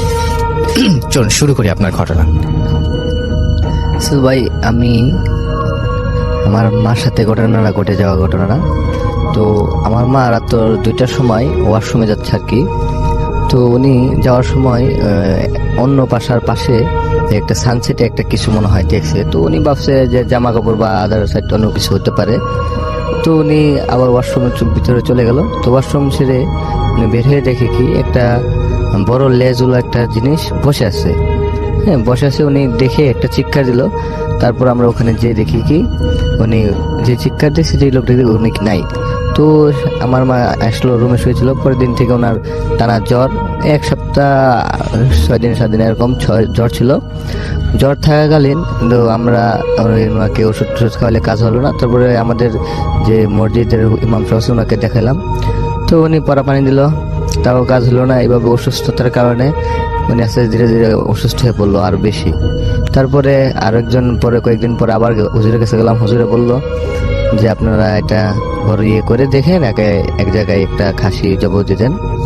তো এইভাবে যে আমাদের এলাকায় যে একটা খাসি দিয়ে আসলাম। তো মোটামুটি আমার মা এখন সুস্থ। তো প্রায় সময় এরকম ঘটনা ঘটে আমাদের মার সাথে। এটাই আপনার ঘটনা? ওকে, আমরা চলে যাব আমাদের পরবর্তী ঘটনায়। আমি সাদ্দাম হোসেন বলছি, আমার দেশের বাড়ি যশোরে। আমি একটা কোম্পানিতে সিকিউরিটি গার্ড হিসেবে চাকরি করছি। তো আমি যেখানে কাজ করি সেখানে পাশ দিয়ে মেঘনা নদী চলে গেছে। মেঘনা নদীর কোল দিয়ে আমাদের অনেকগুলো পোস্ট আছে। তো ঘটনাটি যখন ঘটে তখন আমার রাত্রে ডিউটি শুরু হয়। তো রাত 10টার পর থেকে আমাদের ডিউটি চালু হয়। তো আমি আমার কোম্পানি, তো সে কোম্পানির এক সাইড কর্নারে ডিউটি করি। পাশ দিয়ে আপনার ওই এলাকার মানুষজনে চলাচল করে, নদীতে একটা পথ মতো চলে গেছে। তো ওখানে নৌকা থাকে, এলাকার লোকজন নৌকায় করে মাছ ধরতে যায়, এরকম একটা পথ নদীর সাথে সেটা অ্যাডজাস্ট হয়েছে। তো তখন হয়তো বা রাত 11টা বা 11:45 এমন একটা সময় হঠাৎ করে আমার পোস্টের ওই সাইড থেকে একটা শব্দ শুনতে পেলাম। শব্দ শোনার পর আমি তাকালাম, কিছু নাই। পরে আবার শব্দ শুনতে পেলাম এবং শব্দটা খেয়াল করে দেখলাম যে পানিতে কেউ যদি কোনো ঢিল ছুঁড়ে যেরকম শব্দ হয় ঠিক শব্দটা সেরকম। তো এবার তাকানোর পর দেখি যে এই 10-11 বছরের একটা বাচ্চা নদীতে দেখছি ঢিল ছুঁড়ছে। তারপর আমি কে দেখে আমি জিজ্ঞেস করলাম যে কি ব্যাপার, তুমি একা কেন, কারোর জন্য অপেক্ষা করছো নাকি? ও বলল যে হ্যাঁ, আমার বাবা আসছে, আমি বাবার জন্য অপেক্ষা করছি। তো ওই অতটুকুই কথা বলেছি তার সাথে। কথা বলার পর আমি আবার আমার পোস্টে আমি যেভাবে থাকি আর কি সেভাবে আছি। হঠাৎ করে দেখি হাসছে। এবার আমি ভাবছি হয়তো ওর বাবা আসছে। আমি আবার তাকালাম, তাকায় দেখি যে না, সে একা একাই হাসছে এবং কার সাথে কথা বলছে, অথচ তার পাশে কোথাও মানুষ নাই। তো বিষয়টা দেখে আমি কিছুটা অবাক হয়ে গেলাম। আমার সাইডে পোস্টটা বেশ দূরে, আমি আবার আমার সে সামনের পোস্ট মুখো তাকাচ্ছি যে তাকে একটু দেখতে পাই কিনা, যেহেতু একা একা কথা বলছে, হাসছে, জিনিসটা দেখে আমি নার্ভাস ফিল করছে। তো তারপর কি হলো, ছেলেটা দেখলাম যে হাত বাড়াই দিল, অথচ সামনে কোনো মানুষ নাই। যেরকম মানুষে হ্যান্ডশিপ করে হাতটা দিয়ে, ওরকম হাতটা বাড়াই দিয়ে আমার মুখে তাকালো ফিরে, তাকে একটা মুচকি হাসি দিল। আমি আবার ওর মুখে তাকিয়ে আমারও মুখ থেকে আবার একটা হাসি বের হলো ওর হাসিটা দেখে। তো ও কি করলো, বাচ্চাটা দেখছি আপনার নদী মুখে লাফছে। তো নদীতে যখন নদীর কিনারায় চলে আসছে, যখন সে নদীর পানিতে পা দিল এবং সে অটোমেটিক্যালি দেখছি যে নদীর উপরে হেঁটে হেঁটে চলে যাচ্ছে। আমি দেখে তো আমার অবস্থা খুবই খারাপ। আমি দ্রুত, আমার পোস্ট ছিল উপরে, দ্রুত নিচে নেমে আসলাম। আসার পর তখনও দেখছি যে ছেলেটা পানির উপর দিয়ে হেঁটে যাচ্ছে এবং কিছু দূর যাওয়ার পর আবার আমার মুখে তাকালো। তাকায় দেখলাম যে অটোমেটিক্যালি অদৃশ্য হয়ে গেল। তখন ঘটনাটা আমি দৌড়ে আমার পাশের পোস্টে চলে গেলাম, যে বললাম যে এরকম ঘটছে আমার সাথে ওখানে। তারপর পাশের পোস্ট থেকে আমার স্যারের কাছে ফোন দিল। স্যারের কাছে ফোন দেওয়ার পর আমার কাছে একটা লোক পাঠালো, পরে অন্য পোস্ট থেকে একটা লোক ক্লোজ করে আমার কাছে পাঠিয়ে দিল। তো আমরা এখানে 2 জন ডিউটি করলাম। এভাবে রাত যখন 1:30 থেকে 2টা, হঠাৎ করে দেখছি আমরা ছিলাম আমাদের কোম্পানির সাইডে, পাঁচিলের সাইডে, পাশ থেকে মানুষের কথা শোনা যাচ্ছে। তো আমার আগে একই রাত্রে যে ঘটনাটা ঘটেছে সেই বিষয়টা একটু নার্ভাস রয়েছি। আর পাশে আমার সাথে একজন আছে অলরেডি। তো ও কি দিয়ে দেখলো যে একটা মেয়ে আর সেই একটা বাচ্চার সাথে কথা বলছে। তো আমার সাথে বললো যে একটা মেয়ে একটা বাচ্চার সাথে কথা বলছে। বাচ্চার কথা যখন বললো তখন তো আমি আবার ভয় পেয়ে গিয়েছি। তো আমি উকি দিলাম, উকি দিয়ে দেখি সেই বাচ্চাটা কিন্তু মেয়েটাকে আমি দেখিনি এর আগে কখনো। সে মেয়েটার সাথে কথা বলছে এবং 2 জন হাসাহাসি করছে এবং কথা বলছে। কথা বলার পর আস্তে আস্তে তারা আবার নদীর ধারে আসলো। নদীর ধারে এসে আপনার একটু সিঁড়ি মতো করা আছে, নদীর সাথে জাস্ট হয়ে গেছে সিঁড়িটা। সিঁড়ির পরে 2 জন বসলো। বসার পর আমরা পোস্টের জানালা দিয়ে দেখছি, আমার সাথে যে ভাই আছে এবং আমি 2 জন দেখছি একই সঙ্গে। পোস্টের জানালা দিয়ে আছে এবং হঠাৎ করে দেখলাম যে সেই মেয়েটা ছেলেটাকে ধাক্কা মেরে ফেলাই দিল পানির ভিতরে ফেলাই দেওয়ার পর সেই ছেলেটাকে আর দেখা যাচ্ছে না। মেয়েটা কি করলো, এবার মেয়েটা সেই পানির উপর দিয়ে যেরকম ছেলেটা হেঁটে যাচ্ছিল, এখন দেখছি মেয়েটা সেই পানির উপর দিয়ে হেঁটে যাচ্ছে। কিছু দূর যাওয়ার পর দেখছি এবার সেই বাচ্চা 10-11 বছরের একটা বাচ্চা তার সাথে সাঁতার কাটছে আর মেয়েটা পানির উপর দিয়ে হেঁটে যাচ্ছে। সাঁতারটা কেমন কাটছে, উল্টো সাঁতার কাটে না পানিতে, গ্রাম অঞ্চলে এটা দেখা যায়, উল্টো সাঁতার কাটে, ওরকম উল্টো সাঁতার কাটছে আর মেয়েটা পানির উপর দিয়ে হেঁটে চলে যাচ্ছে। তো এটা দেখার পর আমরা ওখানে 2 জন ছিলাম, 2 জনের কেউ থাকতে পারিনি। পরে আমরা স্যারদের কাছে আবার ফোন দেওয়ার পর স্যাররা আমাদের এখানে আসে, এসে আমাদের আর কি সাহস দেওয়ার চেষ্টা করে, কিন্তু যেখানে বাস্তব সেখানে সাহসী কখনো আপনার কুলাবে না, সত্যি কথা যেটা। তারপরে সে রাতটা সেইভাবে পার হয়ে গেল। তো আমাদের কিছুদিন পর আমাদের ওখান থেকে পোস্টটা চেঞ্জ করা হয়েছে, আমাদের ওখানে আর কোনো কারো ডিউটি থাকে না। তো এই ছিল আমার গল্প, যদি ভালো লাগে তো শোনাবেন। আর আমাদের এখানে যারা চাকরি করে, তো এখানে অনেকের কাছে অনেক ধরনের গল্প আছে, যদি ভালো লাগে তো আমি নেক্সট টাইমে আপনাকে আবার পাঠাবো। ধন্যবাদ। আমরা চলে যাব আমাদের পরবর্তী ঘটনায়। থ্যাংক ইউ রাসেল ভাই আমাকে সুযোগ দেওয়ার জন্য। আমি মিরপুর 11 নম্বর থেকে আসছি। আমার নাম মোহাম্মদ ফারহানা মোহাম্মদ রাসেল। জি। তো আমি যে ঘটনাটা বলবো সেটা হচ্ছে আমাদের গ্রামের বাড়ি ফরিদপুর নগরকান্দা থানা বিনোদী গ্রামের একটি ঘটনা। তো আমি একদিন আমাদের যে ঘটনাটা বলবো সেটা হচ্ছে আমাদের মাঠটা কেন্দ্র করে, খেলার মাঠটা কেন্দ্র করে। আমাদের গ্রামটা খুবই ছোট। তো আমি খুব পছন্দ করতাম, ক্রিকেট খেলতে পছন্দ করতাম। তো যে সময় ঘটনা কেন্দ্র করে ঘটেছে এই ক্রিকেটকে নিয়েই কেন্দ্র করে এই ঘটনাটা। তো একদিন আমি ক্রিকেট খেলতে মাঠে যাই। সেই সময় আমাদের আগে থেকেই বলে রাখি রাসেল ভাই, আমাদের যেই ক্রিকেট খেলার মাঠটা তার পাশে একটা ছিল শ্মশান, অনেক পুরাতন। সেই শ্মশানটা হচ্ছে যে আপনার খুব হিন্দু ধর্মের মানুষ যদি মারা যেত তখন ওইখানে দাফন পুরানো হতো। তো এটা অনেক আমাদের গ্রামের মধ্যে নাম করা একটা শ্মশান ছিল। আমাদের ওইখান দিয়ে দিনে মানুষ যেতে ভয় পেত। তো একদিন আমরা যখন খেলতে যাই, তো হঠাৎ করে আমাদের বলটা ওই শ্মশানের দিকে চলে যায়। তো এখান থেকে আমি যখন বলটা কুড়িয়ে আনতে যাই, তখন যখন যাই আনতে, তখন আমার পায়ে হঠাৎ করে একটা কাটা বিঁধে যায়। তখন আমি কাটাটা যখন আমি দেখতে পাই, তখন দেখতে পাই এটা হচ্ছে যে একটা মানুষের হাড় জাতীয় কোনো কিছু। তো তারপর ওটা আমি খুলে রীতিমতো বল নিয়ে চলে আসি। তারপর সেকেন্ড দিন যেটা আমার সাথে ঘটে, সেটা হচ্ছে যে আমি বাজারে যাই খেলা দেখতে আমাদের গ্রামের বাড়িতে। তো বাজার থেকে আসার পথে দেখি একটা বিড়াল রাস্তা দিয়ে দাঁড়িয়ে খুব হিংস্রভাবে আমাদের তাকিয়ে আছে। তো বিড়ালটার দিকে আমি তাকানোর সময় যখন তাকিয়েছি, তখন খুবই ভয় পেলাম রাসেল ভাই, যে বিড়ালটা এইভাবে আমাদের তাকিয়ে আছে। কেন বিড়াল দেখে ভয় পাওয়ার কি আছে? বিড়ালটা খুব রাসেল ভাই, বিড়ালটা খুবই হিংস্রিত ভাবে আমার দিকে তাকিয়ে আছে, মনে হচ্ছে যে আমাকে খেয়ে ফেলবে এরকম কোনো কিছু। তো বিড়ালটা আমার সাথে হাঁটতেছে। তো হাঁটার সময় আমি ওই বিড়ালটাকে আমার জিদ অনেক খুবই জিদ হচ্ছে, আবার ভয়ও লাগছে। তো আমি ওইখানে যে ঘটনাটা ঘটলো, এই ঘটনার পরে আপনার কি কি ধরনের সমস্যা ফেস করেছেন আপনি? এরপরে যা ঘটনা আমি ফেস করি সমস্যাগুলো, একদিন আমি খেলাধুলা করে ঘরে যাই, আমার ঘরে শুতে যাই। শুতে যাওয়ার পর যেটা হয়, আমি ঘরে শুয়ে আছি, তখন আমার হাতটা ধরে একজন কেউ বলতেছে, তুই আমাকে লাথি মারছিস, এখন তুই এখানে শুয়ে আছিস, দাঁড়া তোকে দেখাই দিছি। তো এটা বলেই আমাকে খাটের নিচে ফেলিয়ে দেয়। তো তারপর যেটা হয়, আমি আমার এই সমস্যাগুলো কন্টিনিউয়াসলি আপনার সাথে হতে থাকে? জি এরকম সমস্যাগুলো আমাদের হতে। আর কোনো সমস্যা হচ্ছে না? এরকম আর কোনো সমস্যা হয় না। এই সমস্যা হওয়ার পর আপনি কি সিদ্ধান্ত নিয়েছেন বা কার কাছ থেকে হেল্প নিয়েছেন আপনি? এটা আমাদের গ্রামের এক নাম করা হুজুর ছিল, ওনার নাম ছিল গঞ্জুর মোল্লা, আমাদের এলাকার সবাই চিনে। তো দেন উনি আমার কাছে বাবাকে বলার পর উনি তাকে নিয়ে আসছেন। তো তাকে আমি ঘটনা বলবো কি, সে এসে সব ঘটনা আমাকে বলে দিচ্ছেন যে এই ঘটনা তোমার সাথে হয়েছে। তো আমি রীতিমতো তার কথা শুনে অবাক। তো তিনি তারপর তাবিজ দিলেন, আমাকে কিছু পানি পড়া দিলেন। তারপর থেকে আর এই ঘটনাটি ঘটে। আপনার সাথে আর কোনো সমস্যা হয়নি? Thank you so much. চলে যাচ্ছি আমাদের শেষ অডিও ক্লিপে। আসসালামু আলাইকুম রাসেল ভাই, আশা করি আপনি ভালোই আছেন, যেহেতু আপনি সবসময় ভালো দলাই থাকেন। আমি খাজান মেল। যেই ঘটনাটা রাসেল ভাই আমি এখন বলবো, এটা আমি আমার এক ভাই থেকে কিছুদিন আগেই জানতে পারলাম, এবং এই ঘটনাটা ওনার সাথে কিছুদিন আগেই ঘটেছে, ডিসেম্বর মাসের ঘটনা। তো ঘটনা শুরু করার আগে রাসেল ভাই গোপনীয়তা রক্ষার্থে একটা কথা বলি, যে এই ঘটনায় আমার ভাইয়ের নাম এবং যে জায়গায় এই ঘটনাটা ঘটেছে, ওই জায়গাটার নাম আমি প্রকাশ করতে চাচ্ছি না ঘটনায়।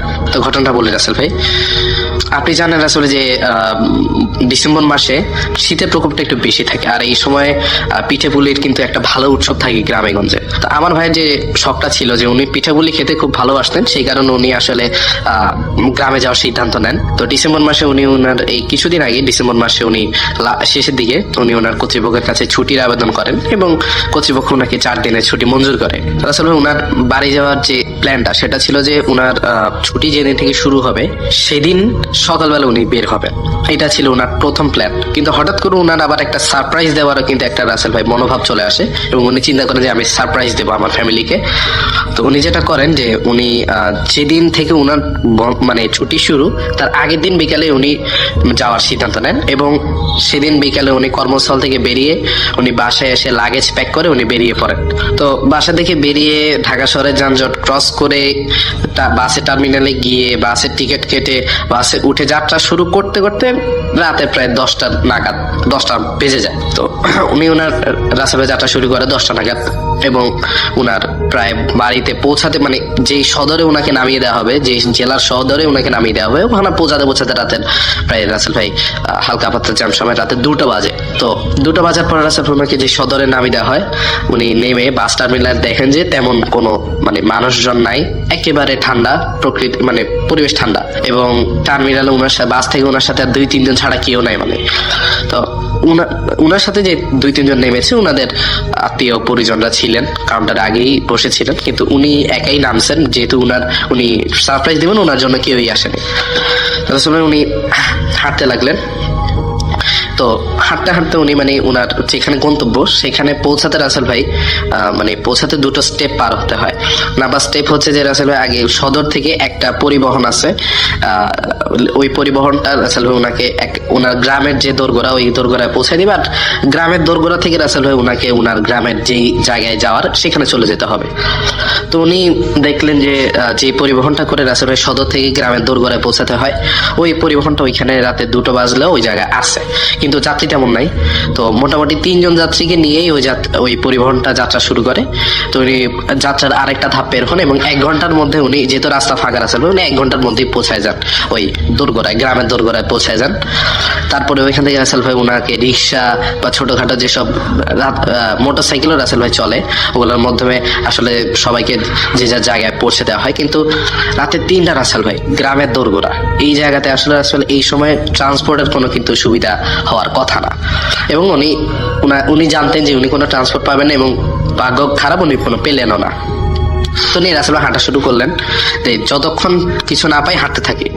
হাঁটতে রাসেল ভাই দেখলো 5 মিনিট হাঁটার পরে দেখলো যে রাসেল একটা রিক্সা দাঁড়িয়ে আছে, কিন্তু রিক্সায় কোনো চালক নাই, শুধু রিক্সাটা দাঁড়িয়ে আছে। তো উনি ভাবলেন যে আমি এত দূর ট্রাভেল করে আসছি, আমি যদি রিক্সাটায় বসে থাকি, পরবর্তীতে রিক্সা চালক আসলে বলবো যে আমাকে অমুক জায়গায় নিয়ে যাওয়ার জন্য। তো উনি রিক্সা উঠে বসেন এবং ওয়েট করতে থাকেন যে কতক্ষণে রিক্সা চালক আসবে।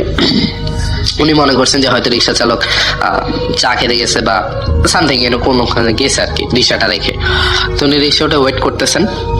তো রাসেল ভাই বলে রাখি যে ওই দোরগোড়া থেকে ওনার বাড়ি পর্যন্ত পৌঁছাইতে আনুমানিক রিক্সা করে গেলে 20 মিনিট সময় লাগে আর কি, এটা আনুমানিক একটা 20 মিনিট সময় লাগে। তো উনি বসে রয়েছেন রাসেল ভাই, কিন্তু 2 মিনিট যায়, 4 মিনিট যায়, আসে না রিক্সা চালক, কিন্তু আর আসে না। তো এমন সময় রাসেল ভাই হঠাৎ করে ওনার রিক্সার পিছন থেকে একটা বৃদ্ধ লোক, মানে খুবই বয়োজ্যেষ্ঠ লোক, পুরুষ মানুষ, বৃদ্ধ, উনি তার রিক্সার পাশে এসে দাঁড়ালেন। পিছন থেকে মানে হেঁটে আসতেছেন এটা বুঝে যায়, কিন্তু খুবই বয়স্ক, মিনিমাম তার বয়স প্রায় 70-75 বছর তো হবেই। তো উনি পাঞ্জাবি পরে নর্মাল একটা পাঞ্জাবি পরে উনি এসে আমার ভাইয়ের পাশে এসে, মানে রিক্সার পাশে এসে দাঁড়ালো এবং আমার ভাইকে জিজ্ঞেস করতেছে যে বাবা তুমি কোথায় যাবা। পরে আমার ভাইয়া বললো যে চাচা আমি তো অমুক বাড়ির সামনে যাবো আর কি। তো বললো যে আমিও তো ওই দিকেই যাবো, তো আমাকে কষ্ট করে আমাকে একটু তুমি পারলে ওই তুমি যেখান পর্যন্ত যাবে ওখান পর্যন্ত আমাকে একটু কষ্ট করে নামিয়ে দিতে পারবে। তো আমার ভাইয়া বলে হ্যাঁ পারবো না কেন, ওঠেন, রিক্সায় ওঠেন, রিক্সা চালক মনে হয় কোথাও গিয়েছে, আসলে আপনাকে একসাথেই যাবো, ওঠেন। তো উনি ভাইয়া ওনাকে রিক্সা উঠালেন এবং দোনোজন বসে রইলেন যে কতক্ষণে রিক্সা চালক। তো রিক্সা চালক ওই ব্যক্তিটা ওঠার পরেই উনি চলে আসেন রিক্সা চালক, এবং এসে বলেন যে মামা আপনি কই যাবেন। তো উনি বলেন যে ভাই আমি অমুক বাড়ির সামনে যাব, মানে আমার ভাইয়া বলতেছে রিক্সাওয়ালাকে যে আমি অমুক বাড়ির সামনে যাব। তো পরবর্তীতে রিক্সা চালক বলে যে না আমি তো ওইদিকে যেতে পারবো না এখন। তো আমার ভাইয়া রিকোয়েস্ট করে যে দেখেন এত রাতে দেখেন আমার পক্ষে আর কোনো ট্রান্সপোর্ট তো জোগাড় করা সম্ভব না, আপনাকে পাইছি, আচ্ছা আপনি যা চাবেন আমি তাই দেবো। ভাইয়া মানে একটা টাকা অফার করে যে আপনি যা চাবেন তাই দেবো। তো উনি ভাবলেন যে যা চাবেন যখন তাই দেবে, এই কথা বলছে তখন নিয়েই যাই। তো রিক্সাওয়ালা টানতে শুরু করলেন। তো রাসেল ভাই যতক্ষণ রিক্সা চালু না হচ্ছে ততক্ষণ পর্যন্ত কিন্তু রাসেল ভাই উনি ওনার চাচার, মানে এই যে ওনার পাশে যে একটা চাচা আছে এটার কথা কিন্তু উনি বলে নাই, আমার ভাইয়া কিন্তু বলে নাই রিক্সাওয়ালাকে। তো রিক্সা যখন চলতে শুরু করলো রাসেল ভাই, তখন আমার ভাইয়া ওই চাচার সাথে কিছু কথা বলতেছে, ওই চাচা আবার আমার ভাইয়ের সাথে কিছু কথা বলতেছে। তো ওনাদের মধ্যে যখন কথাবার্তা হচ্ছে তখন রিক্সাওয়ালা কিন্তু রাসেল ভাই একটু চিন্তিত হয়ে যায়, রিক্সাওয়ালা একটু চিন্তিত হয়ে যায়, কারণ উনি রিক্সাওয়ালা দেখে যে রিক্সাতে একটাই লোক বসা, তো উনি একা একা কার সাথে কথা বলতেছে। এখন ভাবলো যে শহরের মানুষ কত কিছু আছে ওনাদের কাছে, এখন তো আর ফোন কানে ধরে রাখা লাগে না, হয়তো অন্য কোনো কিছু আছে যেটা দিয়ে উনি কথা বলতেছে, মানে হেডফোন মনে করছে যে আমার ভাইয়া হেডফোন পরে আছে, হেডফোনে কথা বলতেছে, হেডফোনে কথা বলার সময় তার ফোনটা কানে ধরে রাখা লাগে না। সো ওইরকম কিছু একটা মনে করে রিক্সাওয়ালা আর কিছু বললো না। তো ওই চাচা আবার ওই আমার ভাইয়াকে জিজ্ঞেস করতেছে যে তোমার নাম কি, কোথায় থাকো, কি করো, কেন আসছো, এগুলা জিজ্ঞেস করতেছে। কিন্তু রাসেল ভাই আমার ভাইয়া কিন্তু উনাকে কোনো কোশ্চেন করতে পারতেছে না, উনি লাগাতার একটার পর একটা কিন্তু কোশ্চেন করে যাচ্ছে। আমার ভাইয়া কিন্তু এটাও জিজ্ঞেস করতে পারতেছে যে আপনি কে, এত রাতে কি করতে আসছেন এই জায়গায়, এটাও জিজ্ঞেস করতে পারতেছে না। শুধু এতটুকু দেখছে যে পিছন থেকে উনি আসছে। আচ্ছা, তো আসলে 10 মিনিট যখন ওনাদের মধ্যে কথাবার্তা চলতেছে তখন রাসেল ভাই রিক্সাওয়ালা একটা প্রশ্ন করে বসে, কিন্তু রিক্সাওয়ালার সামনের দিকে তাকিয়ে চালাতে চালাতে একটা প্রশ্ন করে বসে যে ভাই মামা আপনি কার সাথে কথা বলেন? তখন আমার ভাইয়া বলে যে এই চাচার সাথে কথা বলতেছি। এখন উনি কিন্তু রিক্সাওয়ালা কিন্তু পিছ দিকে তাকেও দেখে না। এখন উনি মনে করছে যে ফোনে হয়তো চাচার সাথে কথা বলতেছে, এটা চিন্তা করে রিক্সাওয়ালা আর একটা কথা বললো না। কিন্তু রাসেল ভাই যখন এই রিক্সাওয়ালা কোশ্চেনটা করলো যে আপনি কার সাথে কথা বলতেছেন, এবং আমার ভাইয়া বললো যে আমি চাচার সাথে কথা বলছি, তখন পর থেকে কিন্তু ওই চাচা যিনি পাশে ছিল ওনার কথা বলা বন্ধ হয়ে গেছে, উনি আর একটা কোশ্চেনও করে নাই। এবং রাসেল ভাই আমার ভাইয়া ওনাকে যত কোশ্চেন করে উনি কোনোটার আনসার দিতে চায় না, আনসার দেয়ই না। পরবর্তী রাসেল ভাই যখন 20 মিনিট অতিক্রান্ত হলো এবং উনি ওনাদের গন্তব্যে পৌঁছায় গেলেন, রাসেল ভাই আমার ভাইয়া রিক্সা থেকে নামলেন। নেমে উনি মানিব্যাগটা বের করে মানে একটু কোনো মতে মানে ওনার ফোন থেকে ফোনের আলো দিয়ে উনি দেখতে চাচ্ছিলেন, মানে উনি টাকা খুঁজতেছেন, টাকা বের। এমন সময় উনি টাকাটা নিলেন মানিব্যাগ থেকে, নিয়ে রিক্সাওয়ালাকে দেখতে যাবেন, এমন সময় দেখা যায় রিক্সাতে ওই চাচাটা নাই। তখন আমার ভাইয়া খোঁজা শুরু করলো, একই চাচাটা কই গেল, মাত্র কয়েক সেকেন্ডের ব্যবধানে চাচা কই গেল। তো আমার ভাইয়া রিক্সাওয়ালাকে জিজ্ঞেস করতেছে এই যে মামা এই যে রিক্সাতে যে চাচা বসেছিল ইনি কে? তখন রিক্সাওয়ালা তো মানে অবাক হয়ে বললো যে মামা আপনি কি বলতেছেন, রিক্সাতে তো শুধু আপনি আসছেন, আপনার সাথে আবার চাচা কি আসলো? তো আমার ভাইয়া এবার একটু রাগান্বিত হয়ে গেলেন। উনি বলে যে কি বলছে আপনাকে, আমার সাথে তো একজন চাচা বসেছিল আপনি দেখলেন না? বলে যে আরে আপনার সাথে তো কেউই বসা ছিল না, আপনার সাথে কেউ বসা ছিল না দেখেই তো আপনাকে আমি জিজ্ঞেস করলাম যে আপনি কার সাথে কথা বলতেছেন। তখন রাসেল ভাই কিন্তু আমার ভাইয়ার মানে মনে এতটাই ভয় চলে আসছে যে উনি মানে তখন আকাশ থেকে পড়ছে, ওনার মাথায় কিছু ধরতেছে না, ওনার পুরো শরীর ঠান্ডা হয়ে যায়। এবং পরবর্তীতে আসলে উনি কোনো মতে রাসেল ভাই যে কোনো মতে উনি টাকা রিক্সাওয়ালার হাতে তুলে দিয়ে উনি দৌড়াতে উনি আমাদের মানে উনি বাড়ির সামনে এসে উনি সেন্সলেস হয়ে যান। তো সকালবেলা ভোরে সবাই ফজরের নামাজ পড়ে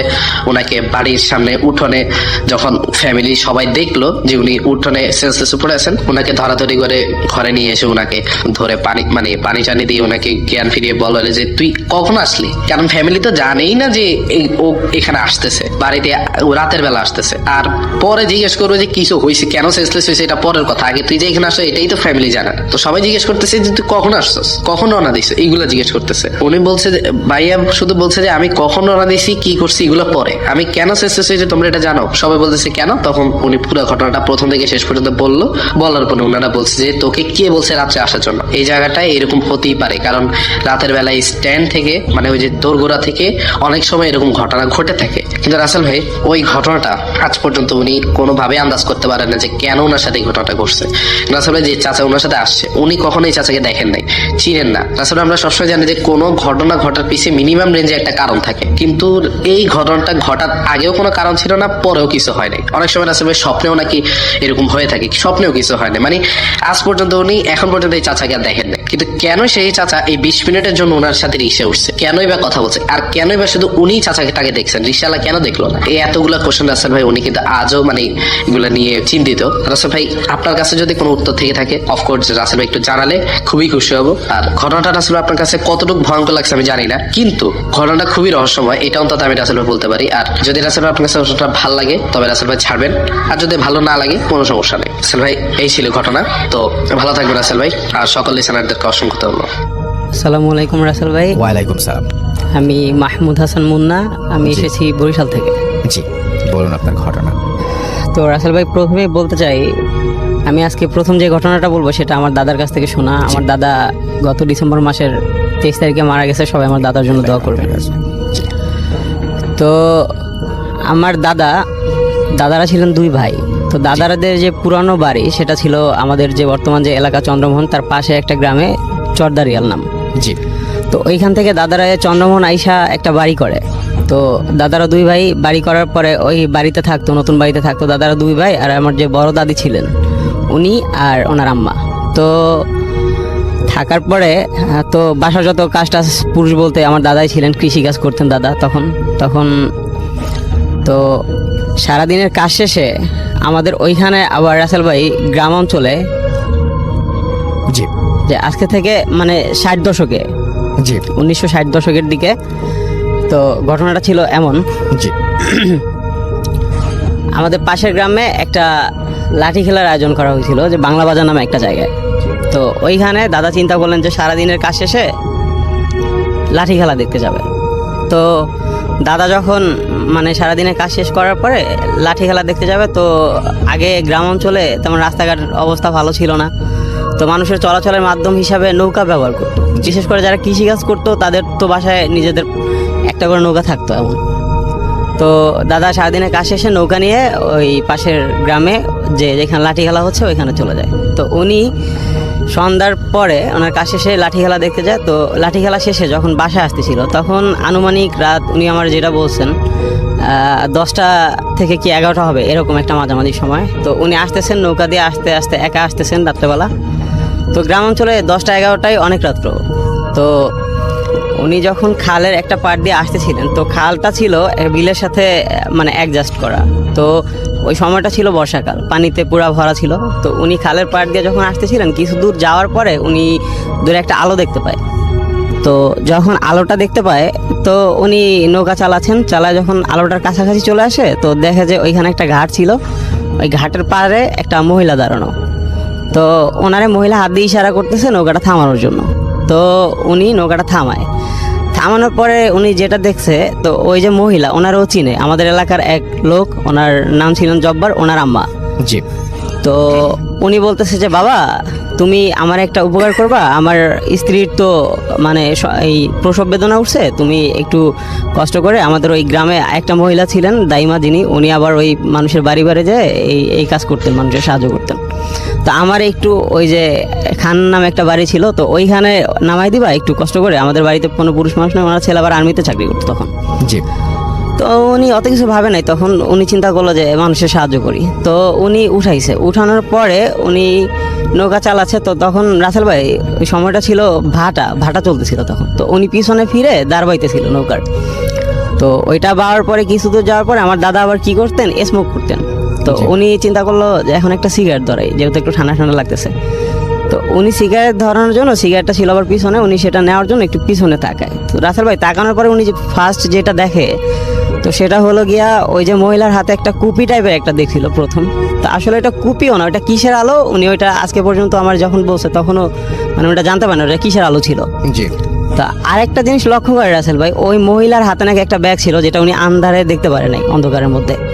তো উনি দেখতেছে যে ওই মহিলা ওই পুটলি থেকে কিছু একটা বের করে, লাইক মানুষের কাটা হাত, উনি নিচের দিকে তাকায় ওইটা চাবায় খাচ্ছে।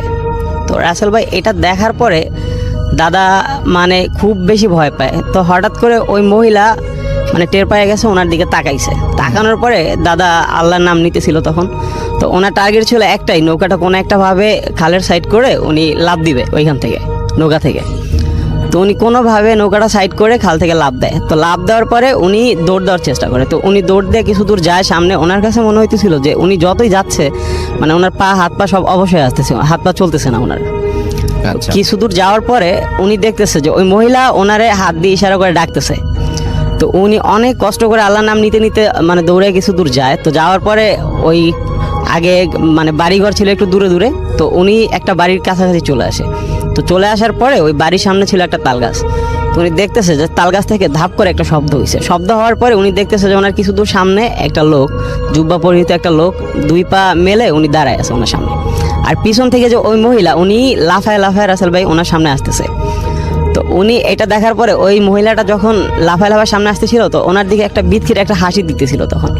তো হাসিটা দিয়ে যখন ওনার সামনে চলে আসে, তখন আমার দাদা নিজেরা ঠিক রাখতে পারেনি, তখন উনি সেন্সলেস হয়ে পড়ে ওইখানেই।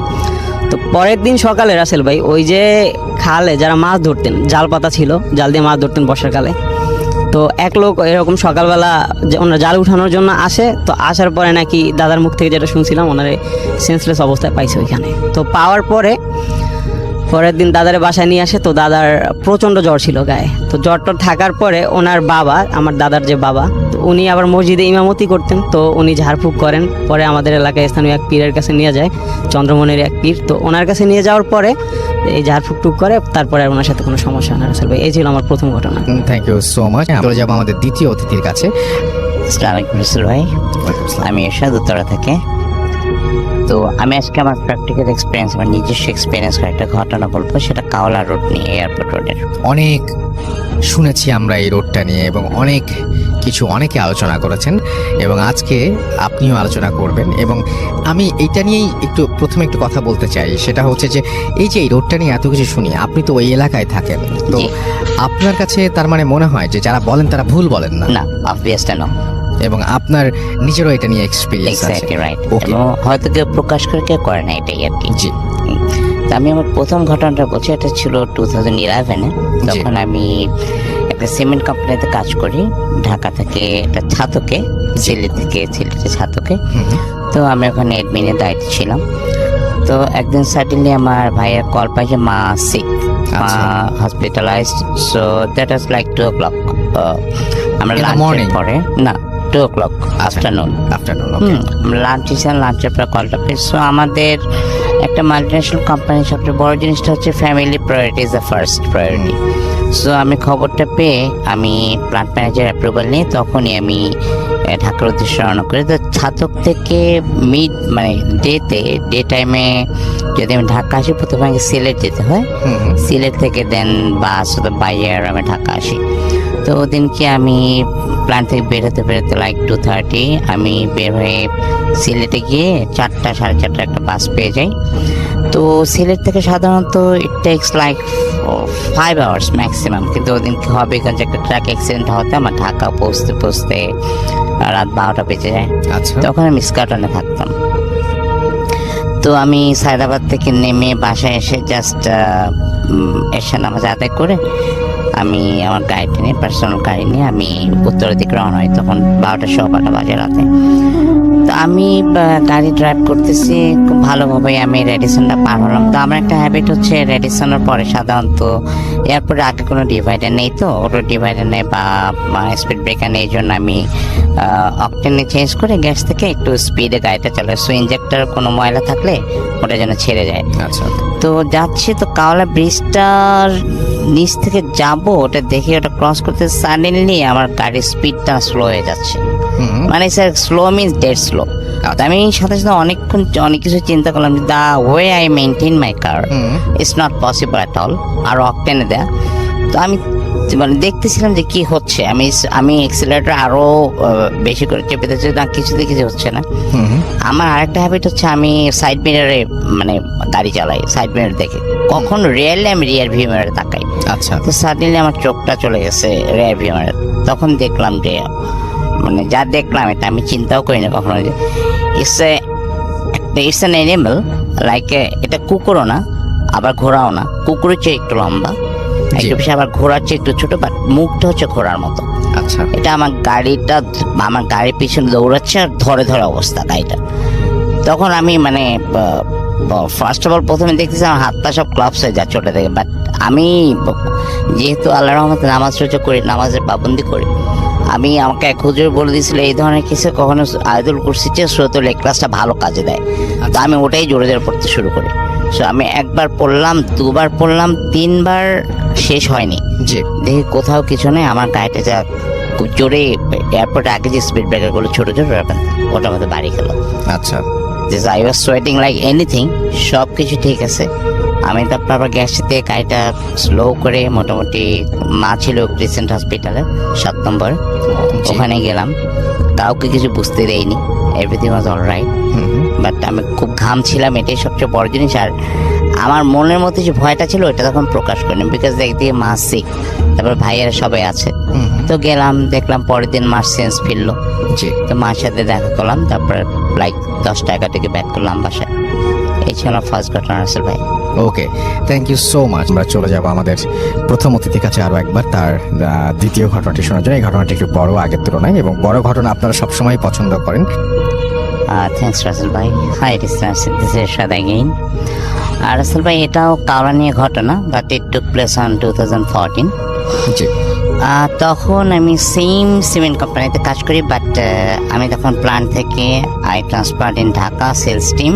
আমার টেরিটরি ছিল হচ্ছে আপনার সাভার থেকে আরচা পর্যন্ত, অ্যান্ড আমার ডিস্ট্রিবিউশন অফিস ছিল মানিকগঞ্জে। তো আমি করতাম কি সকালবেলা একদম ফজরের পরে চলে যেতাম, ওখানে গিয়ে লাইক 9টার দিকে আমি আমার অফিস অ্যাটেন্ড করতাম, তারপর সারাদিনের কাজ শেষে আবার 8টা 9টা থেকে চলে আসতাম। তো একদিন আমার একটা ফ্যামিলি ফাংশন ছিল, তো আমরা বাসা আসতে আসতে লাইক 2 o'clock হয়ে গেছে, মিড নাইট। তো আমি চিন্তা করলাম যে এখন আর কি করব, কি ঘুমাবো, একসাথে